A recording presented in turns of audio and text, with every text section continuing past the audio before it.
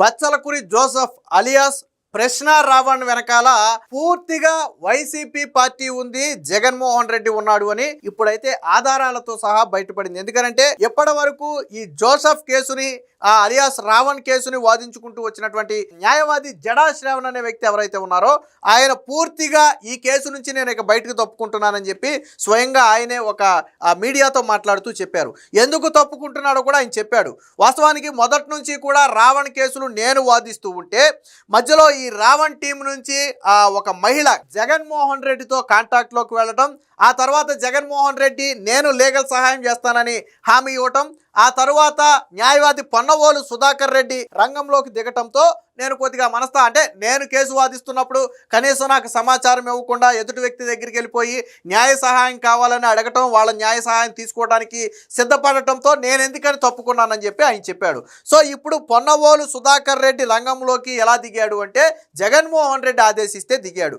జగన్మోహన్ రెడ్డి ఎందుకు ఆదేశించాడు అంటే ఈ టీము అంటే ఈ ప్రశ్న టీముకు సంబంధించినటువంటి ఒక మహిళ జగన్మోహన్ రెడ్డిని కలవటం, న్యాయం చేయాలని అడగటంతో ఆయన రంగంలో దిగాడంటే నిన్నో మొన్న కొడాలి నాని మాట్లాడుతూ ప్రశ్న రావణ్కి మాకి ఏంటి సంబంధం, ఆ పవన్ కళ్యాణ్ని తిడతాడు తప్ప చంద్రబాబు నాయుడిని లోకేష్ని ఎందుకు తిట్టడో, ఆళ్ళ మనిషి కాబట్టే తిట్టడం లేదు, మాకు రుద్దే ప్రయత్నం చేస్తున్నారని చెప్పి కొడాలి నాని మాట్లాడాడు. మరి ఇప్పుడేమో జగన్మోహన్ రెడ్డి స్వయంగా వాళ్ళ లీగల్ సెల్ నుంచి కీలకంగా ఉన్నటువంటి పొన్నవోలు సుధాకర్ రెడ్డిని పంపి ఈ కేసును వాదించాలని చెప్పటం, ఆ టీంకి రావణ్కి ఏం కాదు నేను చూసుకుంటానని చెప్పి అభయం ఇవ్వటం. ఇప్పుడు ఎవరు మనిషి?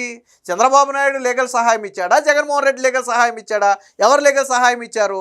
ఎవరు వెనకేసుకుని వస్తున్నారు అంటే ప్రశ్న రావణ్ వెనక జగన్మోహన్ రెడ్డి ఉన్నాడు.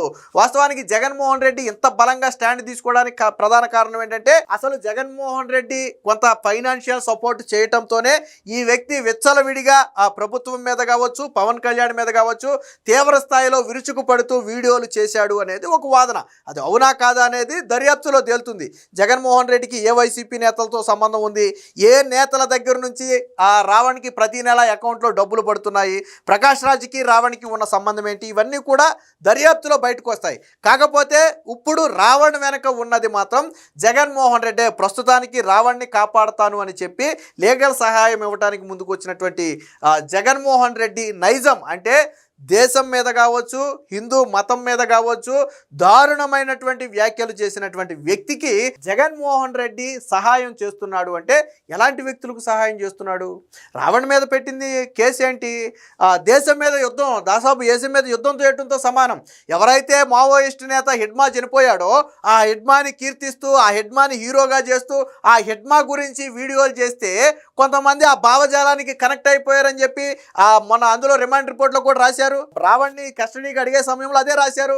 రావణ్ చేసినటువంటి ఆ వీడియోకి ఒక 500 మంది కామెంట్ చేశారు.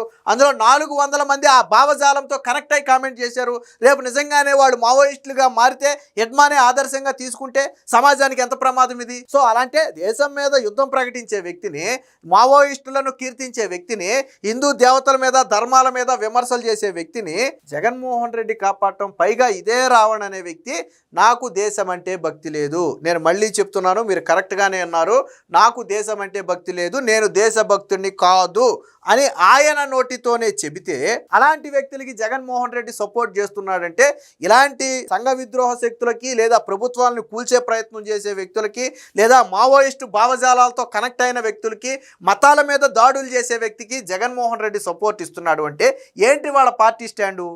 మొన్న అడిగాడు ఎవరు, మన జర్నలిస్టు సాయి జగన్మోహన్ రెడ్డికి అనుకూలంగానే మాట్లాడతాడు. జర్నలిస్టు సాయికి కూడా పాపం ఆగ్రహం వచ్చింది. అరే హిందూ దేవతల మీద, దేశం మీద తీవ్ర విమర్శలు చేసినటువంటి వ్యక్తిని వైసీపీ పార్టీ వెనకేసుకొస్తుందంటే మీరు ప్రజలకు ఏం చెప్పాలనుకుంటున్నారు? మీ పార్టీ సిద్ధాంతం అదే అని చెప్పాలనుకుంటున్నారా? మీ పార్టీలో ఉన్న వాళ్ళందరూ కూడా దేశం మీద లేకపోతే హిందూ మతాల మీద విమర్శలు చేయండి అని చెప్పాలనుకుంటున్నారా? అసలు ఆ వ్యక్తిని వెనకేసుకు రావాల్సిన అవసరం మీ పార్టీకి ఏమొచ్చింది? మాట్లాడిన మాటలు తప్పు, శిక్ష అనుభవిస్తాడు, మీకేంటి మధ్యలో దురద అని స్వయంగా జర్నలిస్టు సాయే ప్రశ్నించాడు వాళ్ళ పార్టీ నుంచి. అంటే జగన్మోహన్ రెడ్డికి సపోర్ట్ గా మాట్లాడే వ్యక్తే ఆగ్రహం తెచ్చుకున్నాడు. కానీ వీళ్ళకి మాత్రం చెమగుట్టినట్టుగా లేదు. ముఖ్యంగా ఇక్కడ జగన్మోహన్ రెడ్డి క్రిస్టియన్ కావటం, జోసెఫ్ క్రిస్టియన్ కావటంతో జగన్మోహన్ రెడ్డి అక్కడ కనెక్ట్ అయ్యాడు అనే వాదన కూడా ఉంది. సరే దానికే కనెక్ట్ అయ్యాడా లేదా ప్రభుత్వం మీద విమర్శలు చేస్తున్నాడు కాబట్టి కనెక్ట్ అయ్యాడా మనకు తెలియదు. సో దీనికి సంబంధించినటువంటి వార్త కూడా ఒకటి వచ్చింది, ఒకసారి చూద్దాం. రాముడి మంత్రం రావణ తంత్రం, ప్రశ్న జోసెఫ్ కు వైసీపీ అండదండలు.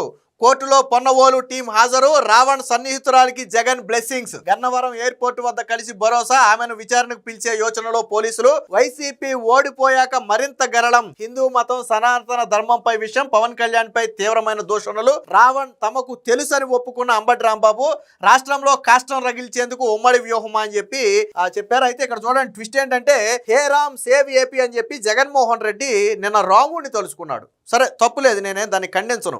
సరే ఎవరైనా సరే రాముడిని తలుచుకునే హక్కు ఉంటుంది. కాకపోతే ఈ ఎవరి గురించి తలుచుకున్నాడో తెలుసా? రావణ్ గురించి తలుచుకున్నాడు. అంటే రాముడి మీద, సీతమ్మ మీద, రామాయణం మీద, మహాభారతం మీద చాలా దారుణమైన వ్యాఖ్యలు చేసి, రాముడిని ఇంట్లో నుంచి తరిమేసిన వాడిగా వ్యాఖ్యలు చేసి, ఆ సీతమ్మని రకరకాల మాటలతో రకరకాల వ్యక్తులతో పోల్చి అవమానించిన వ్యక్తినికి హే రామ్ అని చెప్పి జగన్మోహన్ రెడ్డి పేరు వాడాడు. అంటే నువ్వు వాడిన ఆ రాముడే కదా ఈ వ్యక్తి దూషించింది. నువ్వు వాడిన హే రామ్ లో ఆ రాముడే కదా, హే రామ్ అంటే రాముడే కదా, ఆ రాముడే కదా ఈ వ్యక్తి దూషించింది. మరి అలాంటి రాముడినే దూషించిన వ్యక్తిని కాపాడటం కోసం నువ్వు హే రామ్ అని చెప్పి నువ్వు సంబోధించావంటే జగన్మోహన్ రెడ్డి వింత పోకడేంటో నాకు అర్థం కాల. పోనీ ఆ వ్యక్తి ఏదో పార్టీ నాయకులను లేదా చంద్రబాబు నాయుడు ఇంకొకరు విమర్శించారు, దానికి సంబంధించి నేను ఈ పదం వాడితే ఓకే, అగ్రి అవ్వచ్చు. అసలు కీర్తిస్తున్నటువంటి దేవుణ్ణే, నువ్వు పలికినటువంటి దేవుణ్ణే ఈ రావణ్ అనేవాడు అత్యంత నీచంగా అవమానించాడు. నువ్వు ఆ పేరు పెట్టి ఆ వ్యక్తిని కాపాడాలనే ప్రయత్నం చేసావంటే నువ్వు ఎలాంటి ధోరణిలో ఉన్నావో అర్థమవుతుంది. So hey Ram save AP అని ఇటీవల వైఎస్ జగన్ శ్రీరాముడిని తలుచుకున్నారు. కానీ అదే రాముడితో పాటు హిందూ దేవుళ్లను, హిందూ మతాన్ని అసభ్యంగా తులనాడుతూ అవమానించిన ప్రశ్న రావణ్కు జగన్ రక్షగా నిలిచారు. ఇది వైసీపీ మార్కు తంత్రం. రావణ్తో కలిసి రాష్ట్రంలో కులాలు మతాల మధ్య కాష్టం మండించే కుతంత్రం. బచ్చలకూరి జోసెఫ్ ప్రశ్న అనే యూట్యూబ్ ఛానల్ నడుపుతూ ప్రశ్న రావణ్గా మారిన సంగతి తెలిసిందే. తన ఛానల్తో పాటు బహిరంగ వేదికపై నుంచి ఉప ముఖ్యమంత్రి పవన్ కళ్యాణ్పై నీచమైన అసభ్యకరమైన వ్యాఖ్యలు చేయడంతో పాటు జనసేన నేతలు పలు చోట్ల పోలీసులకు ఫిర్యాదు చేశారు. దీనిపై కేసులు నమోదయ్యాయి. దర్యాప్తు క్రమంలో రావణ్ మరో అవతారం బయటపడింది. అదే హిందూ ద్వేషం. తన యూట్యూబ్ ఛానల్లో హిందూ మతాలను, దేవుళ్లను దారుణంగా కించపరిచిన వీడియోలు పుంకాలుగా ఉన్నాయి. ఇప్పుడు ఈ వీడియోలన్నీ కూడా సామాజిక మాధ్యమాల్లో వైరల్ అవుతున్నాయి. అక్కడితో ఆగలేదు.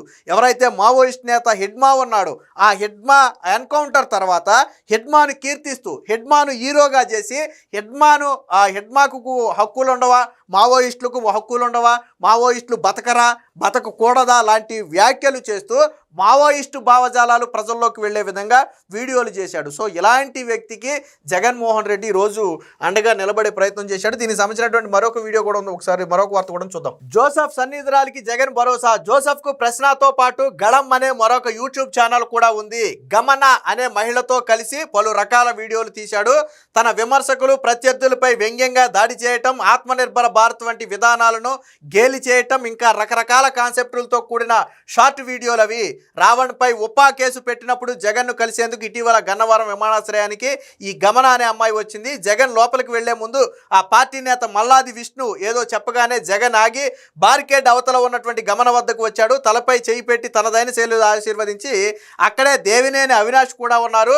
మరేం పర్లేదు, అవినాష్ చూసుకుంటాడని చెప్పి గమనకు జగన్ భరోసా ఇచ్చి వెళ్ళిపోవడం జరిగింది.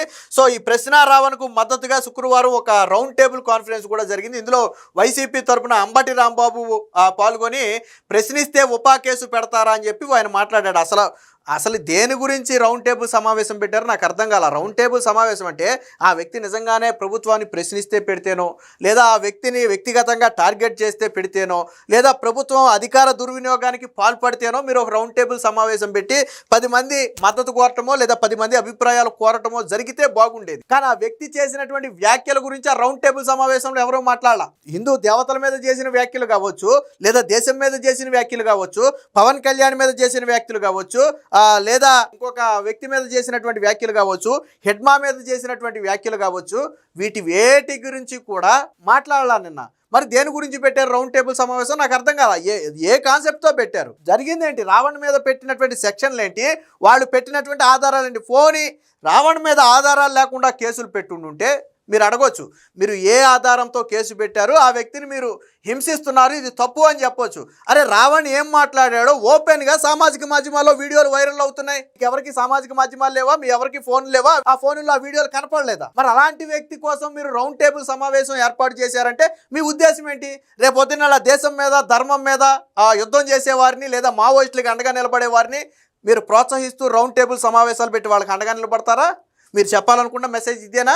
దేశం ఎంతోమంది అరెస్టులు అయ్యారు, ఎంతోమంది జైలుకి వెళ్ళారు, ఎవరి గురించి రౌండ్ టేబుల్ సమావేశం పెట్టడం? మీరు ఈరోజు రావణ్ అనే వ్యక్తి గురించి రౌండ్ టేబుల్ సమావేశం పెట్టడం అంటే ఎంతవరకు కరెక్ట్? ఇది దీంట్లో వైసీపీ నేతలు పాల్గొన్నారంటేనే అర్థమవుతుంది ఈ రౌండ్ టేబుల్ సమావేశంలో ఎవరున్నారు, దీన్ని ఎవరు నడిపిస్తున్నారు అనేది. ఏదేమైనా మొత్తంగా రావణ్ వెనక జగన్మోహన్ రెడ్డి ఉన్నాడు అనేది ఓపెన్ సీక్రెట్. పూర్తిగా జగన్మోహన్ రెడ్డి రావణ్ బాధ్యతను తీసుకున్నాడు. రావణ్కి భవిష్యత్తులో లీగల్ సహాయంతో పాటు అన్ని సహాయాలు నేను చేస్తానని చెప్పి అదే టీంకి చెందినటువంటి గమన అనే ఒక అమ్మాయి హామీ ఇవ్వటమే దానికి నిదర్శనం. అంటే వైసీపీ విధానాలు ఎలా ఉంటాయి, ఆ పార్టీ సిద్ధాంతాలు ఏంటి అనేది ఈ రోజు రావణ్కి మద్దతు ఇవ్వడం ద్వారా రాష్ట్రం మొత్తానికి మరొకసారి తెలిసింది.